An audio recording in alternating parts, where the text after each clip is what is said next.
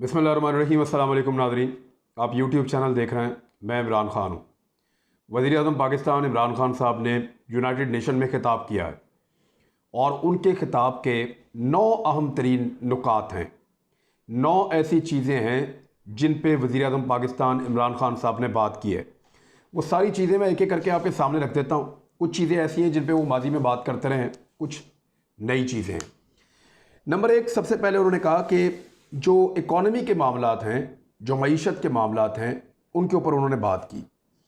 और जो corona virus के बाद छोटे मुल्क या जिन मुल्कों के ऊपर कर्जा है, उनको अगर कोई रिलीफ दिया गया था, जो रिलीफ उनको मिला है उसको एक्सटेंड करने की बात की कि ये मुल्क मज़ीद बोझ नहीं उठा सकते। बहुत सारे मुल्क दबाव में हैं और वो अपने लोगों को फैसिलिटेट भी कर रहे हैं। पाकिस्तान की उन्होंने मिसाल दी, तो ये आप रिलीफ इसको आगे बढ़ाइए। दूसरा नुक्ता, उन्होंने कहा कि जो चोरी की दौलत है, जो मनी लॉन्ड्रिंग है, जो करप्ट लोग पैसा लूट कर ले जाते हैं, इस नुक्ते पर उन्होंने बात की।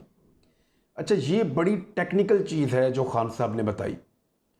उन्होंने कहा कि जो बड़े बड़े मुल्क हैं या तरक्की याफ्ता मुल्क हैं, तगड़े मुल्क हैं, जैसे यूरोप के कई ममालिक हैं, अमेरिका है, कुछ और ममालिक, आप गल्फ़ जो ममालिक हैं उनकी बात कर लें, तो वो जानबूझकर इनकरेज करते हैं, हौसला अफजाई करते हैं ऐसे करप्ट लोगों की, ऐसे करप्ट सियासतदानों की, ब्यूरोक्रेट्स की, या ऐसे करप्ट बिजनेसमैनों की जो तरक्की पजीर या जो बेचारे कमज़ोर ममालिक हैं, वहाँ से लूट मार करके जो दौलत लेकर आते हैं, तो वो उनकी हौसला अफजाई करते हैं कि अपने मुल्क को लूटो, दौलत को लाकर हमारे मुल्क में रखो। उनको फैसिलिटेट करते हैं, उनको अपने मुल्क में सहूलतें देते हैं, उनका पैसा वहाँ पे रखते हैं, उनको जायदादें बनाने की इजाज़त देते हैं, कारोबार करने की इजाज़त देते हैं। जैसे लंदन में पाकिस्तानियों की प्रॉपर्टीज़ हैं, जैसे बहुत सारे पाकिस्तानियों की प्रॉपर्टीज़ जो हैं वो दुबई में हैं, यूएई में हैं। तो इसी तरह से इमरान खान साहब ने कहा कि वो अपने कवानीन पर नज़रसानी करें, गरीब मुल्कों का पैसा उनको वापस दें और ये सहूलतकारी बंद करें और ऐसे कानून बनाए जाएँ कि छोटे मुल्कों को लूट के पैसा बड़े मुल्कों पर ना पहुँचाया जाए। तो इस तरीके से ये लूटमार बंद होनी चाहिए। तीसरा मामला, क्लाइमेट चेंज। ये दुनिया का एक बड़ा अहम तरीन मामला है, बहुत सारे और लीडर्स ने भी इस पर बात की है। क्लाइमेट चेंज का जो मामला है, इस पर वज़ीर-ए-आज़म पाकिस्तान इमरान खान साहब ने कहा कि पाकिस्तान इसमें लीड ले रहा है और हमने फैसला किया है कि 10 अरब दरख्त हम लगाएंगे। अभी हमारे पास 3 साल और हुकूमत के मौजूद हैं, तो हम बहुत तेज़ी से प्लांटेशन कर रहे हैं। इससे पहले पाकिस्तान को ये एजाज़ भी हासिल है कि पाकिस्तान ने अपने टारगेट वक्त से पहले अचीव किए हैं, जो क्लाइमेट चेंज के हवाले से या माहौल की बेहतरी के लिए पाकिस्तान को करना था। तो पाकिस्तान ने बहुत अच्छा काम ऑलरेडी किया है और पाकिस्तान को बैनुल अक़वामी सतह पे शाबाश मिलती भी रहती है। तो प्राइम मिनिस्टर ऑफ पाकिस्तान ने क्लाइमेट चेंज के ऊपर बात की और ये कहा कि इस पर बहुत कुछ करने की ज़रूरत है और जितने बड़े फंड्स इसके मौजूद हैं वो उन जगह पर मुहैया किए जाए जहाँ पर ये फटाफट प्लांटेशन की जाए और माहौल को बचाया जाए। चौथा नुक्ता, वज़ीर-ए-आज़म पाकिस्तान ने कोरोना वायरस को एक नई शक्ल में पेश किया दुनिया के सामने। उन्होंने कहा अक़वाम मुत्तहिदा को मुखातिब करते हुए कि ये एक अपॉर्चुनिटी है, यानी ये एक मौका मिला हमें कुदरत की तरफ से। यानी सारी दुनिया उसको मुसीबत समझ रही है, सारी दुनिया ये कह रही है कि कोरोना वायरस जो है वो एक मुसीबत है, एक बीमारी है, एक वबा है जिसने इंसानों को तबाह किया है। लेकिन प्राइम मिनिस्टर ऑफ पाकिस्तान ने कहा कि ये एक अपॉर्चुनिटी है, एक मौका मिला है आपको ये समझने का कि इंसानियत में नफरत की गुंजाइश नहीं है। हमें कुदरत ने एक मौका दिया है कि हम नफरत को ख़त्म करें। हमें कुदरत ने मौका दिया है कि सब इंसान इकट्ठे हों, एक साथ आगे बढ़ें, एक दूसरे का ख्याल रखें और इंसानियत के साथ चलें। नफरत के खात्मे की बात करते करते फिर वो लेकर गए इस मामले को इस्लामोफोबिया की तरफ। ये था उनका 5वां नुक्ता। अपने 5वें नुक्ते में उन्होंने इस्लामोफोबिया पे दोबारा बात की, जो वो हमेशा करते रहते हैं कि ये कॉन्सेप्ट बहुत गलत है, इससे बाहर निकलना होगा दुनिया को, इस्लामोफोबिया को ख़त्म होना चाहिए। वो पहले भी इस पे बात करते रहे, अब फिर उन्होंने बात की। ख़ास तौर पे उन्होंने चंद चीज़ों का जो जिक्र किया, ख़ास तौर पे उन्होंने कहा कि तौहीन रिसालत करते हैं लोग, नबी अकरम सल्लल्लाहु अलैहि वसल्लम की शान में गुस्ताखी करते हैं, हमारा दिल दुखता है। मुसलमानों की जो मुकद्दस मकामात हैं उनकी तबाही करते हैं, उससे मुसलमानों का दिल दुखता है। कुरान मजीद को जलाने के नाउज़ुबिल्लाह वाक़यात होते हैं और होते हैं, हमने देखा, बड़ा दिल दुखता है मुसलमानों का, उसके ऊपर उन्होंने मज़म्मत की। और जो खाके बनाए जाते हैं नबी करीम सल्लल्लाहु अलैहि वसल्लम के, तो इस किस्म की जो गुस्ताखियाँ हैं ये नहीं होनी चाहिए। और इसको उन्होंने कहा कंडेम करें और दुनिया मिलकर फैसला करे कि ऐसा क्यों किया जा रहा है और मुसलमानों के खिलाफ ये जज्बात जानबूझकर क्यों भड़काए जा रहे हैं। इस्लामोफोबिया को ख़त्म होना चाहिए। दोबारा उन्होंने इस टॉपिक के ऊपर बात की। उनका छठा नुक्ता था जो भारत पे शुरू हुआ, और उन्होंने कहा कि दुनिया में एक ऐसा मुल्क है, अगर आप देखें तो ये सारा सीक्वेंस के साथ आ रहा है। फिर उन्होंने कहा कि दुनिया में एक ऐसा मुल्क है जो इस्लामोफोबिया का ज़बरदस्त शिकार है और वहाँ पे मुसलमानों के साथ बहुत ज़्यादा जुल्म किया जा रहा है और अक़लियतों के साथ बहुत ज़्यादा जुल्म किया जा रहा है। ये जो बात शुरू की इमरान खान साहब ने इंडिया के हवाले से, ये 9:43 पे शुरू की और 9:52 तक, लगभग 9 से 10 मिनट उन्होंने फिर इंडिया पे ही बात की। अपनी तकरीर का मैक्सिमम हिस्सा उन्होंने इस पोर्शन पे रखा। उन्होंने कहा कि भारत में इस्लामी फोबिया है और ये यहाँ पे आरएसएस का एक नज़रिया है। आरएसएस का उन्होंने बताया कि इसका तारीखी बैकग्राउंड क्या है। फिर उन्होंने बताया कि ये किस तरीके से आरएसएस और नाजी जो हैं वो एक दूसरे से मिलते जुलते हैं। हिटलर के दौर में जर्मन नाजी हुआ करते थे जो यहूदियों को कत्लेआम करते थे। और ये जब मैं प्राइम मिनिस्टर से थोड़े दिन पहले मिला तो उन्होंने कहा ये जो मैं मिसाल देता हूँ ना नाजियों वाली, दुनिया को ऐसे ही समझ आएगी आरएसएस की, क्योंकि अगर हम उनको डायरेक्टली हिट करेंगे तो यहूदी उनके साथ खड़े हो जाएंगे। तो जब हम ये कहेंगे कि यहूदियों को जिस तरह नाजियों ने मारा था ये इसी तरह मुसलमानों को मार रहे हैं हिंदू, तो उनको आसानी से समझ भी आएगी और उनको कन्विंस करना भी आसान होगा। तो प्राइम मिनिस्टर ने वही मिसाल दी कि आरएसएस के लोग, हिंदुत्व के मानने वाले लोग जो हैं वो नाजियों की तरह हैं। जैसे नाजी यहूदियों को मारते थे, इसी तरह ये मुसलमानों का जीना हराम कर देते हैं, उनके घरों से निकाल के उनको मारते हैं, उनका कत्लेआम करते हैं। गाय की कुर्बानी अगर वो करना चाहे तो उसके ऊपर कत्लेआम करते हैं। उन्होंने कहा कि 2000 मुसलमानों को तो मारा गया था गुजरात में, और तब वहां पे वजीर आला कौन था? हजारों मुसलमानों को मारा गया था गुजरात में, और उस वक्त वहां का वजीर आला था नरेंद्र मोदी, जो इस वक्त भारत का वजीर आजम है। गांधी और नेहरू का सेकुलर मुल्क जो था वो बदल के अब एक ऐसा मुल्क बन गया है जहां शिद्दत पसंदी है, जहां नाजियों वाला रवैया है।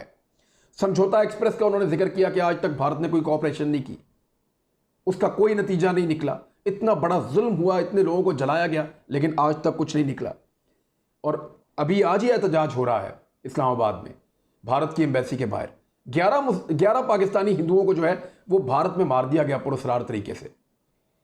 और ख़बर यह है कि उनको राह वाले कह रहे थे कि आप हमारे लिए काम करें, वो कन्विंस नहीं हुए तो बाद में उनको पुरस्कार तरीके से कत्ल कर दिया गया। इमरान खान साहब ने अपने इस नुक्ते में, जो छठा नुक्ता है, उसमें बताया कि मुसलमानों का इलाज नहीं दिया जाता वहाँ पे भारत में, उनका कारोबार बंद किया जाता है, बाइकआउट किया जाता है। और इवन यहाँ तक है कि 300 मिलियन इंसान, 300 मिलियन इंसान का मतलब है लगभग 30 करोड़ लोग जो हैं वो मुसलमान भी हैं, उनमें ईसाई भी हैं और उनमें सिख भी हैं। ये इंतहाई ख़तरे में अपनी ज़िंदगी गुजार रहे हैं भारत में। तो इस तरह इमरान खान साहब ने इस सारे मामले को खोल के दुनिया के सामने भारत का असल चेहरा रखा, जो मोदी का एक फाशिस्ट चेहरा है वो सारी दुनिया के सामने रखा। अब इसके साथ ही उन्होंने जोड़ के बात की कश्मीर की, ये 7वां नुक्ता है। और कश्मीर पे उन्होंने कहा कि जो 70 साल से ज़ायद हो गए हैं भारत को कश्मीर के ऊपर नाजायज़ कब्जा किए हुए, और फिर उन्होंने कहा कि ना सिर्फ 370 और 35A को ख़त्म करके कश्मीर के अंदर उसके स्टेटस को तब्दील किया गया, बल्कि वहां पे इजाफी फौज लगा के अब 9 लाख की फौज वहां पे मौजूद है। हज़ारों लोगों पे तशद्दुद किया जा रहा है, हज़ारों लोग गिरफ्तार किए जा रहे हैं, पैलेट गन्स चलाई जा रही हैं, टॉर्चर किया जा रहा है, सैकड़ों मुसलमान नौजवानों को शहीद किया गया है, उनकी लाशें उनके घर वालों को नहीं दी जा रही।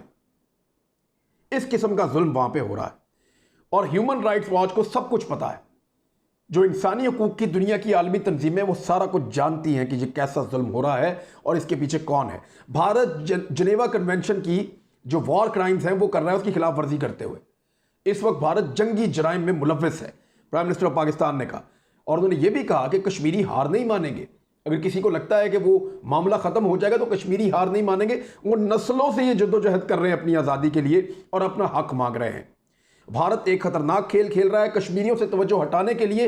वो लाइन ऑफ कंट्रोल के ऊपर, निहत्ते कश्मीरी शहरियों के ऊपर, जो पाकिस्तान के अंदर लाइन ऑफ कंट्रोल के साथ आज़ाद कश्मीर के लोग हैं, उनके ऊपर बम्बारमेंट करता है, निहत्ते शहरियों को निशाना बनाता है सिर्फ तवज्जो हटाने के लिए, और फिर पाकिस्तान को रिटेलिएट करना पड़ता है, तो पाकिस्तान किसी भी जारहियत का मुंह तोड़ जवाब देगा। यह भी प्राइम मिनिस्टर ऑफ पाकिस्तान ने कहा कि अगर जारहियत होगी भारत की तरफ से तो हम हर दफा मुंह तोड़ जवाब देंगे, हम हाथ पे हाथ रख के नहीं बैठेंगे, और उन्होंने कहा कि हम आखिरी हद तक जाएंगे अपना हक लेने के लिए और जारहियत का जवाब देने के लिए।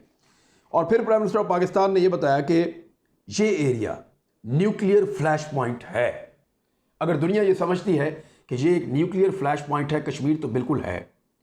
ये एक ऐसी जगह छोड़ी हुई है दुनिया ने जिसका दुनिया फैसला नहीं कर पा रही, और फैसला ना हो पाने की वजह से ये एरिया एक न्यूक्लियर फ्लैश पॉइंट है जहां कभी भी एक एटमी जंग हो सकती है।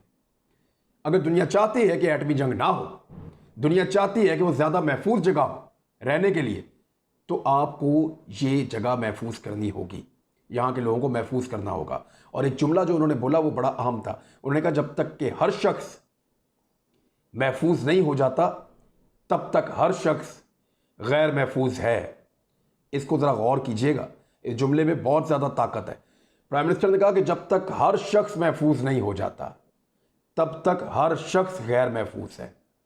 यानी अमेरिका में या यूरोप में बैठा हुआ कोई आदमी ये ना समझे कि कश्मीरी अगर गैर महफूज है तो मैं महफूज हूं। जब कश्मीरी के तहफ़्फ़ुज़ के लिए यहां पे जंग होगी और एटमी जंग होगी तो वहां यूरोप और अमेरिका में बैठा हुआ आदमी भी महफूज नहीं रहेगा, इसके असरात वहां तक जाएंगे। तो इसलिए सबको महफूज बनाया जाए, तभी ये दुनिया महफूज बनेगी। बड़ी डिटेल बात करने के बाद भारत और कश्मीर के मामले पे प्राइम मिनिस्टर ऑफ पाकिस्तान ने उसके बाद बात की तालिबान के इशू के ऊपर, अफगानिस्तान के इशू के ऊपर, कि उसका हल क्या है। उन्होंने कहा कि हमने पूरा ताउन किया अमेरिका से और तालिबान से कि इनके मुज़ाकरात हों और मामला बातचीत के ज़रिए से हल हो। 20 साल से वहाँ एक जंग चल रही है और जंग से मसला हल नहीं होगा। हमने सबको टेबल पे बिठाया, जो हम कर सकते थे हमने किया, और हम ये चाहते हैं कि अफ़गानिस्तान का मसला अफ़गानिस्तान के लोग हल करें।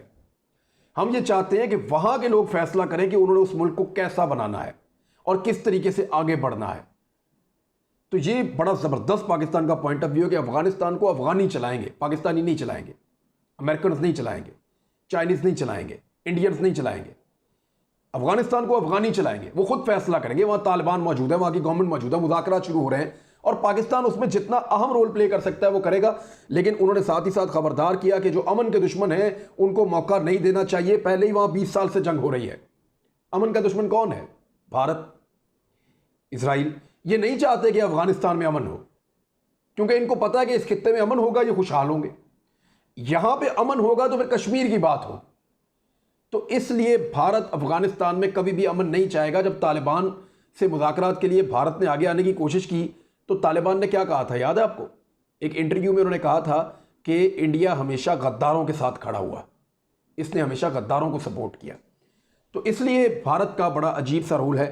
प्राइम मिनिस्टर ने नाम लिए बगैर कहा कि अमन के दुश्मनों को मौका नहीं मिलना चाहिए, 20 साल से जंग चल रही है। और सबसे आखिर में अहम तरीन इशू पर प्राइम मिनिस्टर ऑफ पाकिस्तान ने बात की, वो इशू है फ़लस्तीन का। आपको एक बात की बड़ी खुशी होगी कि पाकिस्तान ने सिर्फ ये नहीं कहा कि पाकिस्तान 2 रियासतों के उसूल पे खड़ा है और कायम है कि एक रियासत इसराइल बन जाए और एक रियासत फ़लस्तीन बन जाए। पाकिस्तान ने इतना नहीं कहा। पाकिस्तान के प्राइम मिनिस्टर ने इससे आगे कुछ कहा है जो हमारे जज्बात की तर्जुमानी करता है और पूरी मुस्लिम उम्मा के जज्बात की तर्जुमानी करता है। प्राइम मिनिस्टर ऑफ पाकिस्तान ने कहा कि 1967 से पहले वाला जो नक्शा था वहां चले जाएं आप।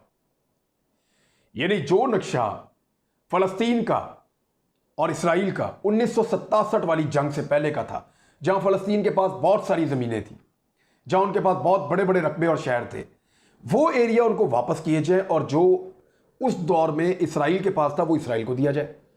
इस तरह 2 रियासतें बनेगी तो हम तस्लीम करेंगे, नंबर 1।